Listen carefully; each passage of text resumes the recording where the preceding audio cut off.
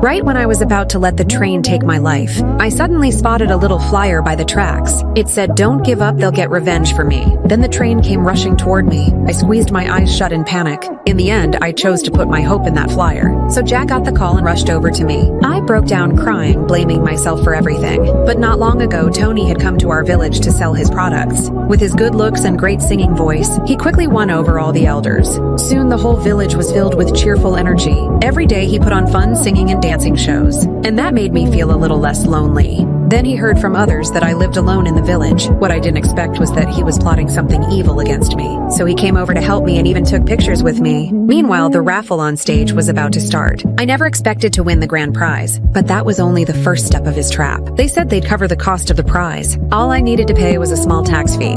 I told them I had no money and tried to give the ticket back. He said it was a shame for me to give it up like that. Then he offered to pay the tax for me, so I could just take the prize home. But being soft-hearted, I still refused to take it. After that, I stopped going to his shows. But one day, Tony came looking for me and asked why I wasn't watching him perform anymore. I told him I felt guilty watching the show without buying anything. He said if I didn't come, he'd just show up and sing for me every day. Soon the lively atmosphere boosted the business at my stall, and his warm gestures made me like him even more. Then he suddenly showed me a picture of his son. He said he had a 5-year-old son, and the boy was always in the hospital because he was sick. So everything he was doing was just to earn more money. I felt sorry for his son, so I took out some hidden savings and bought something from him. But he wouldn't take my money. He told me to keep it for myself. Then he asked me to help with something else.